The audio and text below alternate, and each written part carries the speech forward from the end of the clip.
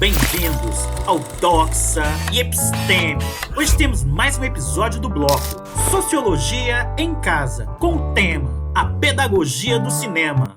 De acordo com o sociólogo francês Pierre Bourdieu, de 1979 a 2002, a experiência das pessoas com o cinema contribui para desenvolver o que se pode chamar de competência para ver, uma certa disposição, valorizada socialmente, para analisar, compreender e apreciar qualquer história contada em linguagem cinematográfica. Entretanto, o autor assinala que essa competência não é adquirida apenas vendo filmes. A atmosfera cultural em que as pessoas estão imersas, que inclui, além da experiência escolar, o grau de afinidade que elas mantêm com as artes e a mídia, é o que lhes permite desenvolver determinadas maneiras de lidar com os produtos culturais, inclusive o cinema. Significa dizer que, dependendo de suas experiências culturais e da maneira de ver do grupo social ao qual pertence, onde uns veem um filme romântico com Leonardo DiCaprio, outros verão um James Cameron exibicionista em mais um produto do cinemão americano. Tomando essa análise como ponto de partida, somos levados a admitir que o gosto pelo cinema, enquanto sistema de preferências, está ligado à origem social e familiar das pessoas e à prática de ver filmes. Não é por acaso que as pesquisas de mercado indicam um crescimento no número de espectadores que veem filmes em streams, como a Netflix, Amazon Prime, entre outras. Além, é claro, pela internet. E também uma redução no número de ingressos vendidos nas salas de cinema. Segundo pesquisas do Instituto Brasileiro de Geografia e Estatística, IBGE, menos de 9% dos municípios brasileiros têm salas de cinema, e boa parte destas estão localizadas em grandes centros urbanos. Em contrapartida, numerosos sites na internet oferecem um cardápio bastante variado de filmes, reproduzidos ilegalmente, para serem vistos online.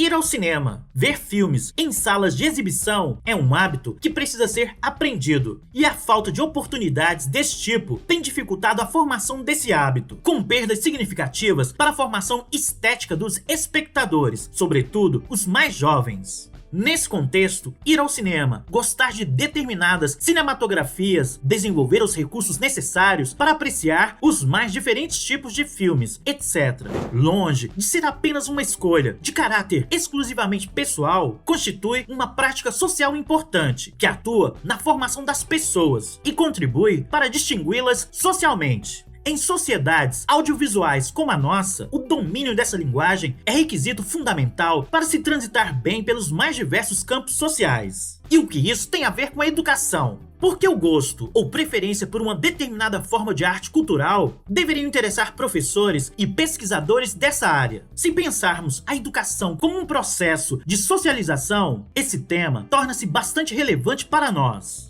O conceito de socialização é uma ferramenta importante na análise dos fenômenos sociais, razão pela qual o seu uso e a sua aplicabilidade científica vem sendo objeto de discussão desde que a sociologia se constituiu como ciência autônoma. Na definição desse conceito, pode ser identificadas, na teoria sociológica, duas correntes distintas, cujas concepções ora se opõem, ora se complementam. Uma delas vê a socialização como um mecanismo segundo o qual o indivíduo interioriza as regras sociais, assimila de modo mais ou menos pacífico as normas que a sociedade impõe aos que dela desejam participar. Desenvolvida inicialmente por Émile Durkheim, considerado um dos pais fundadores da sociologia, essa concepção marcou fortemente a educação brasileira, sobretudo na primeira metade do século XX. Durkheim afirma que os indivíduos vêm ao mundo egoístas e associais, dispondo apenas de alguns instintos básicos de sobrevivência. Caberia então à sociedade inicialmente, representada na figura dos adultos responsáveis pelo recém-chegado, incutir nele os requisitos necessários ao convívio em sociedade. Para esse autor, a educação desempenha papel primordial nesse processo, vista como socialização metódica das novas gerações pelas gerações mais velhas. É ela que vai possibilitar a formação do social. Desse modo, tornar-se ser social significa interiorizar, colocar para dentro, pela ação educativa, um sistema de ideias, sentimentos e hábitos que exprimem em nós o grupo ou os grupos diferentes dos quais fazemos parte. Tais são as crenças religiosas, os valores morais, as tradições nacionais ou profissionais, as opiniões coletivas de toda a espécie.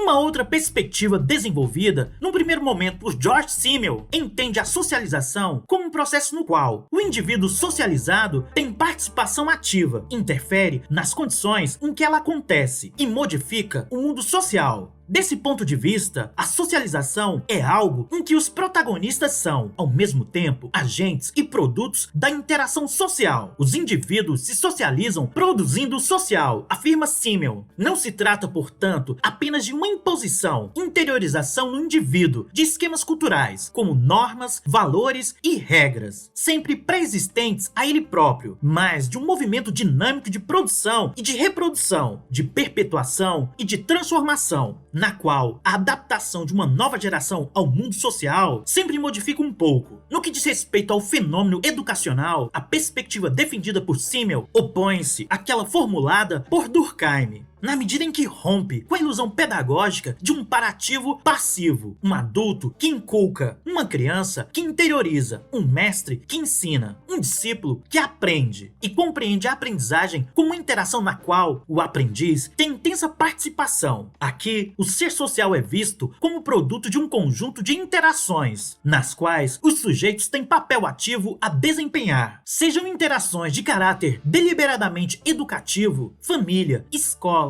igreja, etc., sejam aqueles que não estão presentes, ações intencionalmente pedagógicas, grupo de pares, relações de trabalho, etc. Em ambos os casos, entretanto, a educação que é ministrada no interior da escola é vista como apenas uma de muitas formas de socialização de indivíduos humanos, como um entre muitos modos de constituição de padrões éticos, de valores morais e competências profissionais. Desse ponto de vista, evidencia a necessidade de identificar e analisar todos os espaços e circunstâncias nas quais esse processo acontece. É nessa direção que caminha grande parte dos estudos destinados a investigar o papel social do cinema. É inegável que as relações que se estabelecem entre espectadores, entre estes e os filmes, entre cinéfilos e cinema, e assim por diante, são profundamente educativas. O mundo do cinema é um espaço privilegiado de produção de relações de sociabilidade, no sentido que Simmel dá o termo, ou seja, forma autônoma ou lúdica de sociação, possibilidade de interação plena entre desiguais, em função de valores, interesses e objetivos comuns. Ver filmes é uma prática social tão importante, do ponto de vista da formação cultural e educacional das pessoas, quanto a leitura de obras literárias, filosóficas, sociológicas e tantas mais. Já em 1915, Vaucher Lindsay, poeta norte-americano, reivindica em seu livro o Estatuto de Sétima Arte para o cinema, anunciando o desejo de convencer as instituições culturais nos Estados Unidos de que o cinema deveria usufruir do mesmo prestígio cultural atribuído às demais formas de arte. Embora isso ainda não seja de todo verdadeiro no Brasil, o valor cultural e social do cinema não está mais em discussão. Na maioria dos países desenvolvidos, especialmente na Europa, na França, o cinema é entendido como legítima forma de expressão cultural, recebendo o amparo oficial dos Ministérios da Cultura e da Educação, e a sua difusão integra os objetivos da educação nacional. Lá, ele é parte de uma estratégia política de preservação do patrimônio cultural da nação e, principalmente, da língua francesa. Outros elementos da cultura referendam o reconhecimento da importância do cinema na formação das mentalidades em sociedades nas quais se produz e consome esse tipo de artefato. O homem do século XX jamais seria o que é se não tivesse entrado em contato com a imagem em movimento, independentemente da avaliação estética, política ou ideológica que se faça do que isso significa. Em um dos capítulos da Era dos Extremos, o historiador Eric Hobsbawm reafirma a centralidade do cinema nesse século. Não apenas transformou a maneira como se dá a criação, mas também a maneira como os seres humanos percebem a realidade. E por incrível que pareça, os meios educacionais ainda veem o audiovisual como um mero complemento de atividades verdadeiramente educativas, como a leitura de textos, por exemplo, ou seja, como recurso adicional e secundário em relação ao processo educacional propriamente dito. Defendemos o direito de acesso amplo e universal ao conhecimento, mas não defendemos o direito de acesso ao cinema. O Brasil é um dos países em que o ingresso de cinema está entre os mais caros do mundo. Até quando ignoraremos o fato de que o cinema é conhecimento? Enquanto os livros são assumidos por autoridades e educadores como bens fundamentais para a educação das pessoas, os filmes ainda aparecem como figurantes na maioria das propostas de política educacional. Afinal, a educação não tem mesmo nada a ver com o cinema? Atividades pedagógicas e imagens fílmicas são necessariamente incompatíveis? Por que se resiste tanto em reconhecer nos filmes de ficção a dignidade e a legitimidade cultural concedida há séculos à ficção literária?